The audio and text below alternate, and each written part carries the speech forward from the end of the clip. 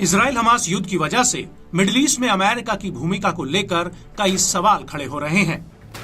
फिलिस्तीन के समर्थक लगातार ये बात कह रहे हैं कि अमेरिका की खुली छूट की वजह से इजराइल गाजा में बेलगाम घूम रहा है और यही वजह है कि लेबनान का हिजबुल्ला इजरायली सेना के लिए एक बड़ी आफत बना हुआ है और यही वजह है कि अब मिडिल ईस्ट में अमेरिका के राजनयिकों की जान भी खतरे में आ गई है।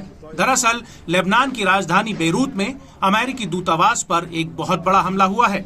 यहाँ पर एक हथियारबंद शख्स एकाएक अमेरिकी दूतावास के कंपाउंड में घुस जाता है और दनादन फायरिंग करने लगता है।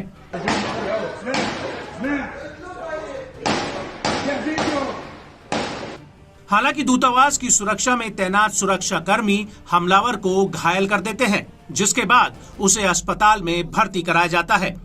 आपको बता दें कि इस पूरी घटना की जानकारी लेबनानी सेना ने दी है।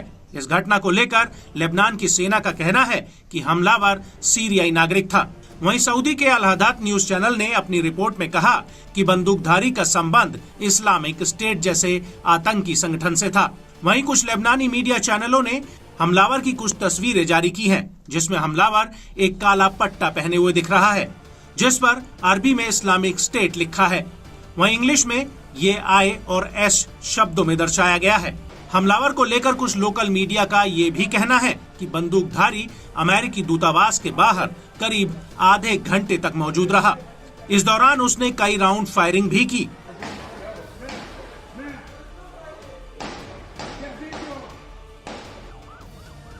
वहीं अमेरिकी दूतावास ने भी अपने एक बयान में इस हमले की पुष्टि की है। अमेरिकी दूतावास का कहना है कि सुबह करीब 8:34 पर दूतावास के प्रवेश द्वार पर गोलियों की आवाज सुनाई दी। लेबनानी शस्त्र बलों का तुरंत कार्रवाई करने के लिए धन्यवाद और हमारे दूतावास की सुरक्षा टीम, हमारा परिसर और हमारी टीम सुरक्षित है। वहीं दूसरी तरफ इस घटना के बाद लेबनानी सेना ने अमेरिकी दूतावास के बाहर अतिरिक्त बल तैनात किए हैं। आपको बता दें कि यह पहली बार नहीं है जब लेबनान के भीतर अमेरिकी दूतावास पर हमला हुआ हो। इससे पहले 18 अप्रैल 1983 में लेबनान में अमेरिकी दूतावास पर एक आत्मघाती हमला हुआ था, जिसमें 63 लोगों की जान चली गई थी। इस हमले में 17 अमेरिकी भी मारे गए थे। आपको बता दें कि ये हमला अमेरिका और अन्य पश्चिमी देशों के द्वारा लेबनान के गृह युद्ध में हस्तक्षेप करने के खिलाफ हुआ था।